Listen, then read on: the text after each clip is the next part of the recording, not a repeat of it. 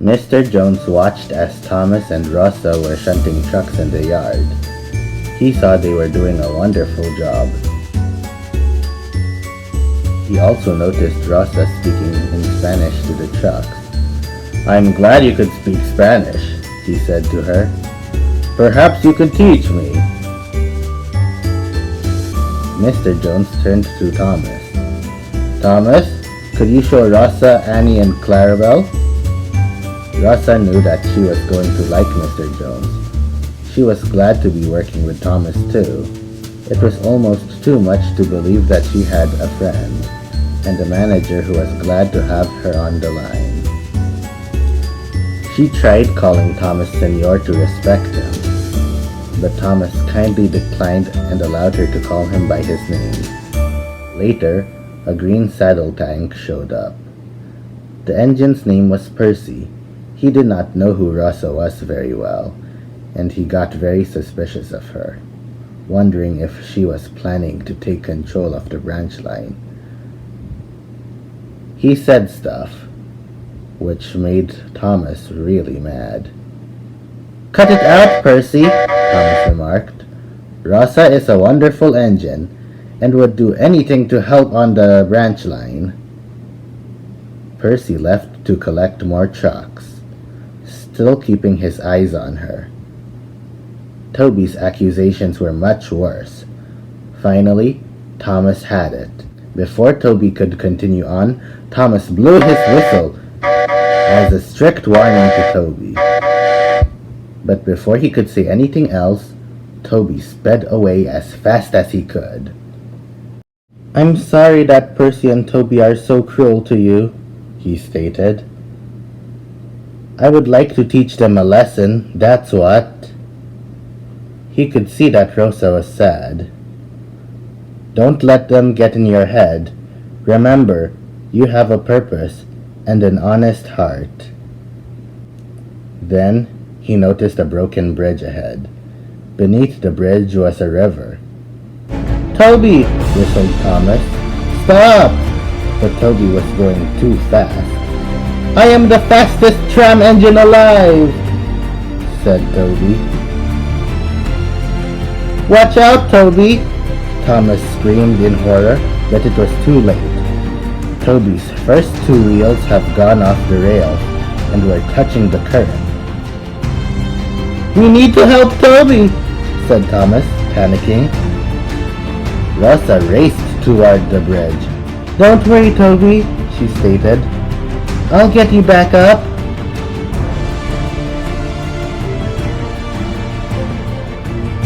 Toby, terrified, kept moving against the rails. Soon, chains connected the two engines. "Hold still! You may drown us both!" She struggled to get Toby back on the rails. The current got stronger, pulling Toby completely into the water. Thomas, horrified, got trucks to connect to Rosa.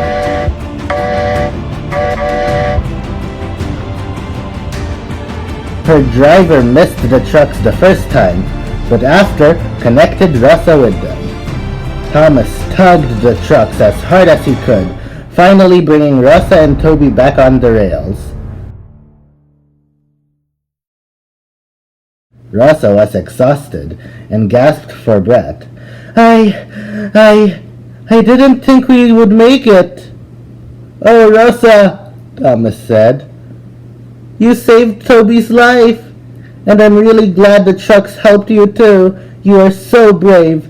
I couldn't have stood it if anything happened to you, or to Toby, even if it were his fault." "You are brave too," Rosa remarked. "You used the trucks to save us from the current." "I was scared," said Toby. "Then you pulled me with the chains." For a few weeks, Toby and Percy stopped bothering Rosa. But then, after that, the two agreed that the only way she could prove herself was to do their work.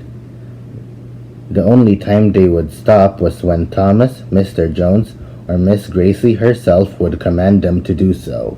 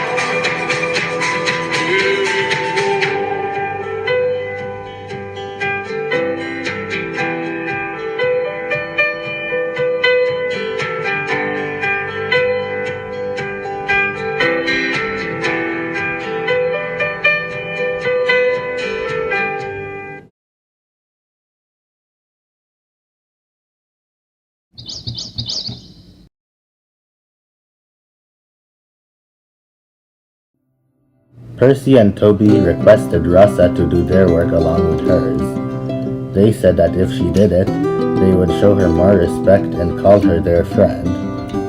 Thomas finally decided that it was time to speak to Rosa about it. Percy and Toby may be taking advantage of you, Rosa, said Thomas. I would never want that to happen to you. How do you know that they are? She asked. Because they have done the same thing with me at times. Listen, whose trucks are those? Mine, and Senor Percy's. So I see. And what about the trucks on the other side? Senor Toby's? He requested that I do his work too. Thomas looked down. Rosa, he stated, these two are taking advantage of you. You need to tell them that those are their trucks and that they will deal with them. But I just want to be their friend, she replied. I never thought they would trick me. Thomas had an idea. Come on, follow me, he remarked. I have something to show you.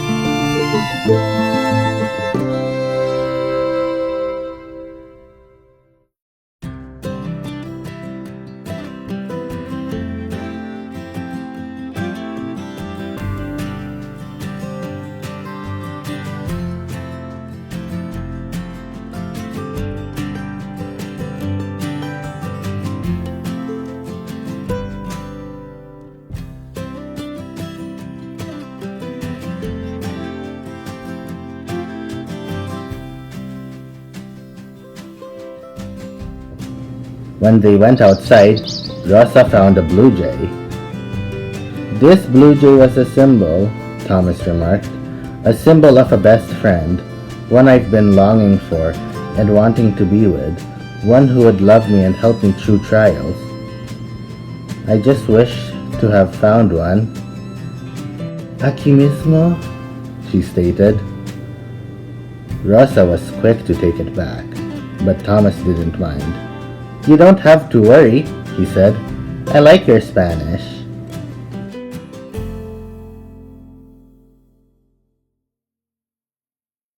Later, Thomas spoke to Percy and Toby severely.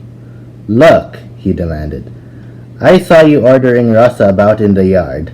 Listen, you are not in charge of the railway and have caused many problems for her.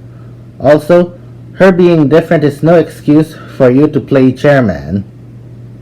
Percy and Toby only looked at each other. Then they looked at Rosa. Rosa started. Thomas cares about me and told me that I need to speak up for myself. So here's what I have to say. I would like to take commands from Miss Gracie or Mr. Jones, but not from you two, since they are in charge. Usted lo consigue? Percy and Toby laughed at the language, until Thomas made his whistle sharp and clear. The two engines were startled. Hear that? Thomas remarked. Don't bother Rosa. She is a great friend of mine, and I don't want to see you hurt her. Understand? Percy and Toby did not bother Rosa. Instead, they stood as far away from her as they could. Thomas spoke to her. Never mind them, he said. Percy and Toby could act like that at times. Rosa smiled at Thomas. Está bien. It's okay, she stated. Percy and Toby spoke to Henry, while Thomas continued to speak with Rosa.